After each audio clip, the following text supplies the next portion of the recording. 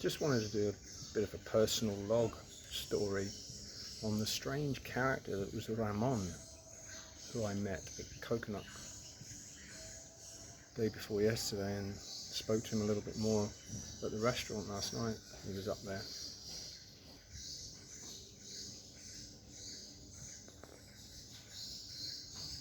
So I first met him because I went down expecting a teenager or a youngster to be banging lightly on this bongo, and I'd only just arrived and I wanted to meditate. I just thought, I'm not fucking putting up with this. The rest of the beach was silent, was just the waves, lovely at first,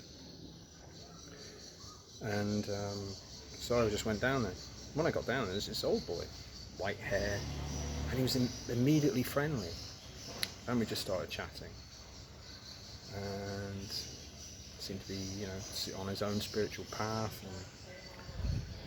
But it was really sad toward the end, because whatever that guy has happened to that guy,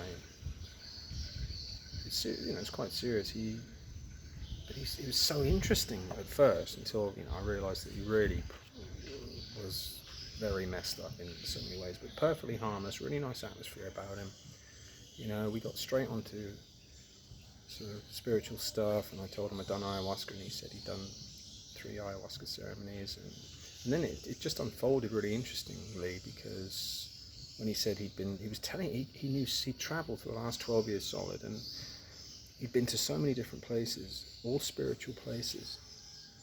He loved the English. He thought they were wonderful people, wonderful country. And I said I disagree, but anyway, he said no, the people who were in charge of corrupting it through black magic and stuff, interesting, which I agree with, in the sonic level stuff. But it just kind of got, the key thing that was really the giveaway of how his relative level of delusion was the fact that he kept saying that he was friends with super fame. It was all pop stars. He knew the Beatles, he knew them all at the beginning, and then last night it was Donovan, which was odd, because I said, my first song, finger picking for Donovan. Did you know that he taught the Beatles how to do fingerstyle, and this sort of thing? And then he said, but I knew him when I meet him quite a lot, although he's dead, and stuff, just weird shit. And he kept going on about that he lives in different worlds, very high up spiritually, and he used to do a lot of magic on his bongos, which is why all these famous people, and he just name dropped, like Kurt Cobain from Nirvana, he said was his really good friend, and Prince, and he knew Barack Obama and George Bush, but in a previous life, before he'd been driven away by dark forces in the UK, where he'd lived for a while. And his English was pretty good, but still had a bit of an accent. But he certainly knew his all these spiritual places where he's been, where he feel energy, because he sort of feels like he's on the run. But last night's conversation got really interesting, because he was talking in terms about having been attacked and having what he said as a stone dropped on his head, but he couldn't quite explain what he meant. But basically affected his mind, and then now he's got like a equivalent of a, he described it as a computer chip in his brain, but he also meant photographic memory. But this attack made him forget who he was, because they were trying to take him out, because he was such a high level shaman, effectively doing magic work for the white side. So he was just, letting him just rattle on. It was just interesting at first, but last night when he started to talk about, he said, we have 3 brains. He said, we've actually got 3 different parts of our brain. He said, but I've got one part that, since they attacked me, I have one part that's working against the other 2. And this is when I really started to think, which I had already, he's got maybe some kind of schizophrenia or multiple personality disorder, because he would be doing something, or even in mid-conversation, especially if I was talking, he'd just start talking in Spanish, as if he's talking to somebody else. But very odd behaviour. But again, not, it wasn't dark or sinister. It was nothing harmful about the guy at all. He had perfectly good vibes. But he did tell me a lot of places. He knew so many spiritual places and talking about their energies and some of the histories. He mentioning the Nagas from India as the protective gods who like the Thai people, which is why the Thais are protected by the Indian Nagas. And he said, that's why you really should go to India first. He said, because if the Nagas like you, they will protect you. He said, and when you go to Thailand, because it's a crazy place, you have to be a bit more careful there. I said, well, look, I'm not going to be there for the sordid side, He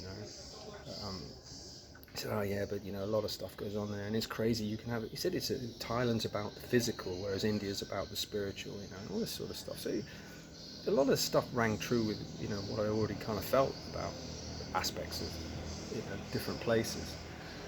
So anyway, he wrote down a list of places, and it was odd that within the first couple of hours of being at this place, because I still think that Mama Ayahuasca's controlling my path, and to a degree that to take me somewhere. And this is why it was interesting when I first met him and went down there to talk to him. And so half an hour into that first conversation, and I said, you do realise? I said, I actually came down here to ask you to say about banging the bongos. And he didn't after. He said, that's when he said, Krishna brought you to me, so I can tell you things. It's like, and he did. He told me how his journey had gone, dreaming about this cave, and he actually said he found it on Koh Phangan, which is near Koh Samui, which ties in with where I'd realised looking at maps, if I can get a boat from here across to Koh Samui and enter Thailand that way, rather than going through overland, which you can do down south anyway, as Dimitri told me. So that kind of fit with just an easier way to continue into Thailand. It was going to be a couple of weeks, but now after being in this fucking elephant fucking bungalow shit, it's just a crap hole fucking westernized fucking town as seen on the other videos.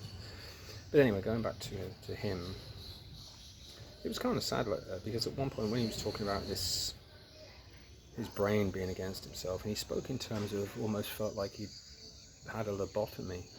And I started to think, maybe he's an acid casualty from the 60s who maybe had a really, he did have a serious blowout, maybe like a John Cox level kind of nervous breakdown where they act really crazy, but maybe he did end up having, electroshock therapy or something that perceives it as a lobotomy.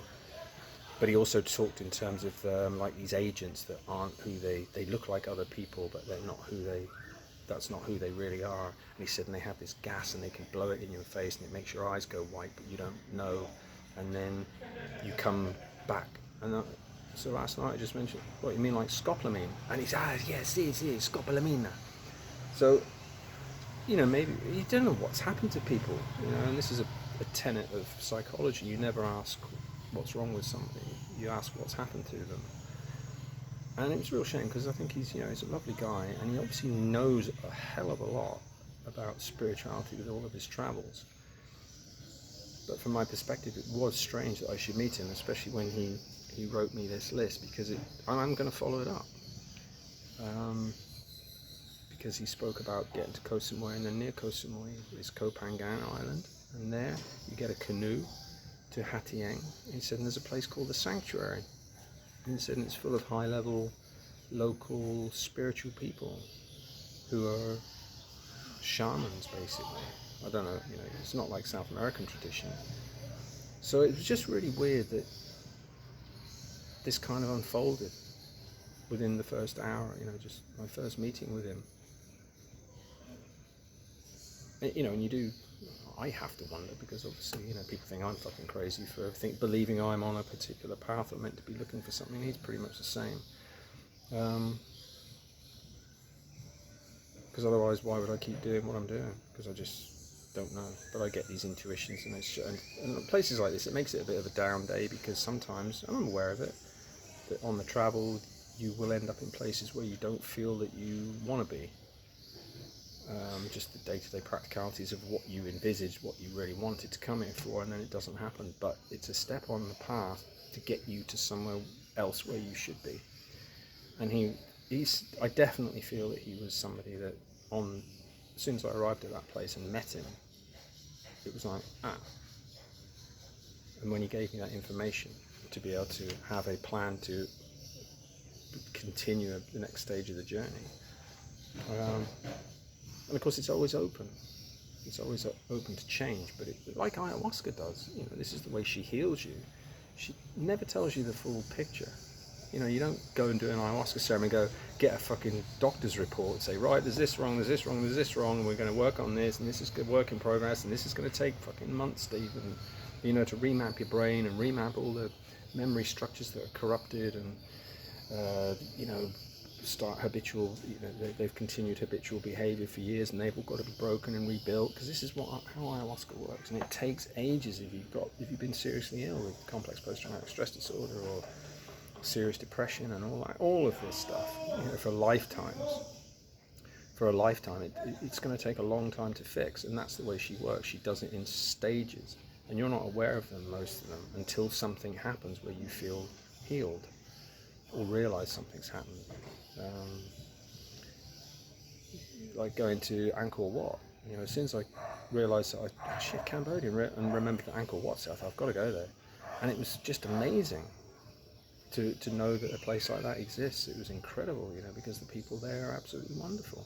And like Mike said, when he texted me, he said, I wonder if Angkor Wat's on a positive ley line. It's like, well, certainly wouldn't surprise me, because being down south here, it is different. I mean, the people are still fine, but they're just more abrupt. They're just not polite, and it's more of like a Peruvian, nowhere near as bad, but it's more like a Peruvian attitude towards gringos. You're just a means to an end to sort of hike the prices, rip you off. You're just a customer, take it or leave it, and if you're not happy about something, fuck off somewhere else, with no apologies, or just the complete lack of caring aspect. Whereas Siem Reap was so wonderful. Everyone was so helpful, so friendly. Unfortunately, that doesn't pervade, obviously, to the rest of Cambodia, and I think there's a lot of Chinese influence here, which is all about business at the end of the day, which is why there's so many developments down here.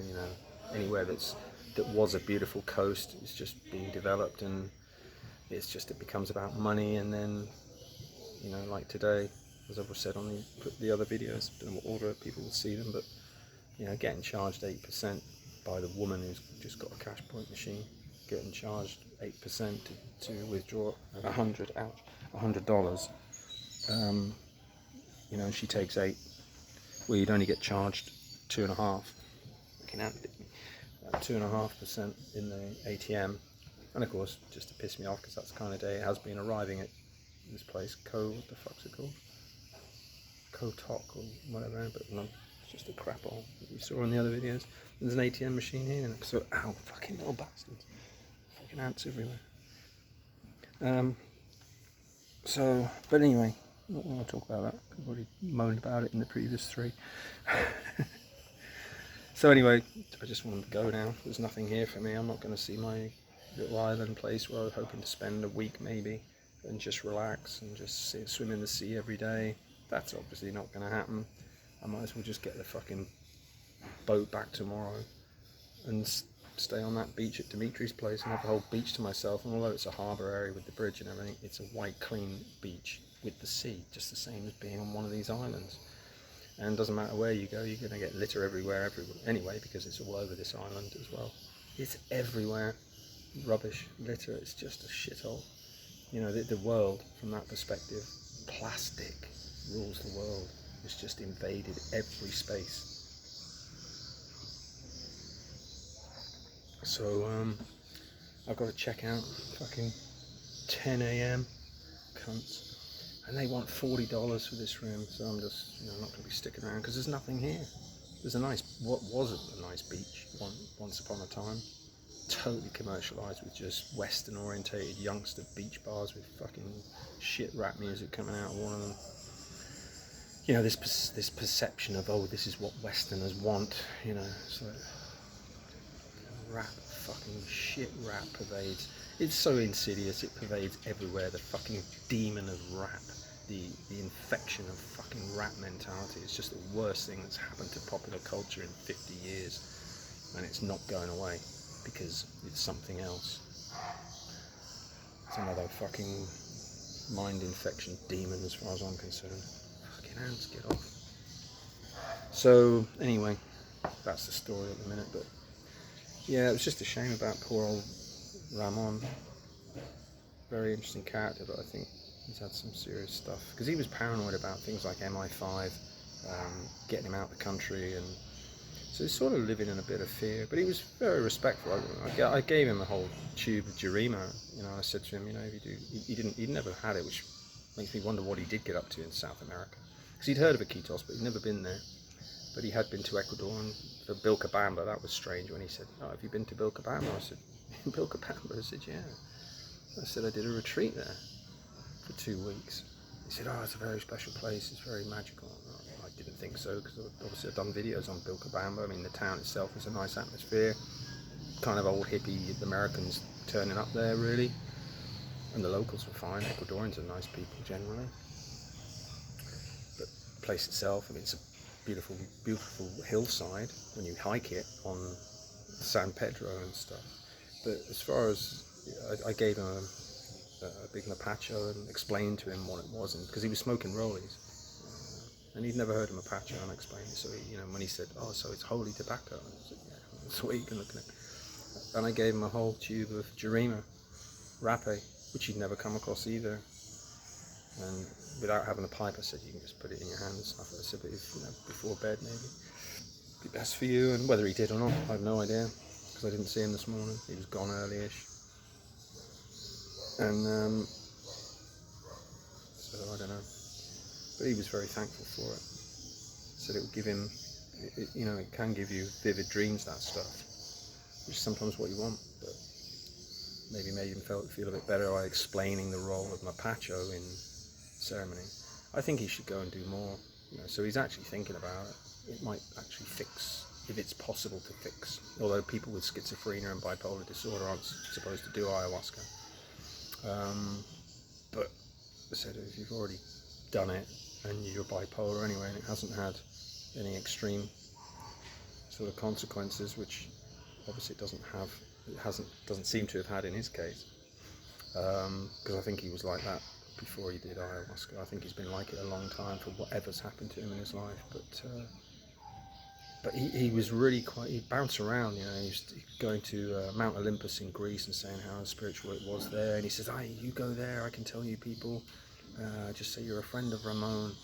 And it kept coming back. What was a real giveaway? It kept coming back to famous people, as if it wasn't to impress me, it was more to kind of validate himself, maybe as somebody that did mix in music circles in the 70s, playing bongos when it was all, you know, after the Beatles being into Indian tradition and finding their sort of spirituality with the direction they took after acid and stuff. But, you know, he met George Michael and Boy George, and of course, having had Ray just speak about them, having had them on in first class on British Airways, saying that George Michael was a lovely guy and invited him back to his pad in Hampstead because he treated him so well on the plane and slung him a couple of, you know, bottles of champagne and stuff. He said, but George Michael right from the off was an arrogant tosser who just said to me, he said, "Oh, can I talk to you for a minute?" He said, "Please don't let anybody upstairs. I'm not in the mood for signing autographs at the moment." He said it was just like Ray said, it was just an arrogance. And speaking of Ray, where are you? Where are you, Ray? I looked on WhatsApp. He's been sending messages all week, and it's a week now since he's been on WhatsApp. And the last message I got from him was he was on Turkish Airlines, and he said, I hope I survive this fucking flight. He said, I've got these you-know-who types by me, whatever that meant. And he hasn't been on WhatsApp since, and he hasn't replied to me. And he used to reply multiple messages every day. and he's just disappeared off the face of the earth. It's like, what the fuck's happened to Ray? Anyway, so poor old Ramon. But anyway, served its purpose. I've got this little handwritten bit of paper and a kind of a plan to head back tomorrow at this stage, because there's nothing here, so I'm just going to check out at 10 tomorrow. Hopefully I can have a quiet-ish night compared to last night. I did sleep in the end, but I had fucking headphones in, earplugs in all night last night after those French fucks just fucking... I mean, yeah, I can understand it. I mean, they weren't, you know, they'd had a few beers, but just to start getting loud and talkative and laughy and shouty at 2:10 a.m. It went on till at least 3, and then I had to put the earbuds in and did some more rapping, and eventually I did get to sleep. But yeah, and then fat fucking Robbie Coconut justifies it by saying, "It's a party place." It's like on your ad in Agoda, it says, you know, fall asleep to the sound of the lapping waves. You know, so he kind of justifies it by saying all of a sudden now, it's a party place, which it wasn't. It was just these particular people. But I'm glad it was low season. I wouldn't want to be there in high season, because most of the places, if it was, I can imagine being that close proximity with all those tents next to each other, hearing people fucking snoring and shagging and fucking shouting and screaming. If it was full, because it is a beautiful place. You know, when it's quiet, it's absolutely wonderful. It's a beautiful beach and a beautiful bay. I said, but then it must be that side of the coast is the channel between this island and the mainland. The fucking diesel engines were a fucking nightmare. And some of these boats that were just in the bay there, once they start up the diesel engines, like a fucking helicopter landing next to you. And then they took ages before that sound diminished when they finally pissed off. So there was, during the day there's not really any traffic, and then you get the odd small fishing boat with, you know, like you get on the Amazon, with the really loud, no exhaust on the motors, just fucking loud as fuck, just throbbing away. It's just like, oh fuck, I just can't be fucked with this now. I just never escape it, and I've just written off the whole idea now of ever finding that little quiet little beach place with just, you know, small little hippie commune that, you know. But that's not Ramon did mention the full moon party, which obviously is a big deal in Thailand when it's on. He said not for the full moon party. He said, but go to that beach where they have the full moon party. That's where you'll meet these. You'll ask people about the sanctuary. But anyway, who knows? But just have to. If it's supposed to be on the path, I'll end up there. But for what reason, I still don't know. But we'll see. At least it's a kind of a plan. It saves flying out of Cambodia and wasting money on flights, because they're not cheap. I said, but coming to these places, you just end up. It's not really cheap in the long run, because you pay so much over the top once you're in one of these villages in the middle of fucking nowhere. After, you know, between half an hour between port and here. And once you're here, you're stuck, because you're stuck with whatever the locals want to charge. I mean, they're generally pretty good for a meal, like $3. I had a great meal in Long Set this morning. $5 for a really nice banana milkshake and a fantastic plate of noodles. Chicken, and it was so well cooked. And they give really good big plates. So you could live on one meal a day if you pushed it. It's difficult. I mean, you probably have to drink coffee, because that costs you fucking $1.50 anyway. So you end up spending at least, I mean, the bungalows at Fat Boy Robbie Coconut's place were $22.50. That's why I said to this guy, when I booked the room thinking I was getting a bungalow, and ended up in a poxy room behind reception, just a shit room, I thought, I fucking paid all this money, I've just paid $15 for a fucking tuk-tuk, and ended up in a shit room. Just a room, like, when you're supposed to be in a beach paradise on a fucking paradise island. So that's when I said, oh, can you show me the bungalows out of interest? I said, that's what I thought I was getting, because again, on booking.com, it's so, it makes it look like there's something they're not, and they're not clear with their descriptions at all. And you get all the rave reviews of people who stayed in the bungalows, and that's what you think you're getting for $22.50 a night. When you get it, they say, oh, normally we charge $40, but for you we'll give you $35. And I said, it's too much, so I'm not paying that. I said, it's not worth it, especially when I pointed out the slats. I said, what's the point of having the sort of decent quality door and the slats are all open at the top?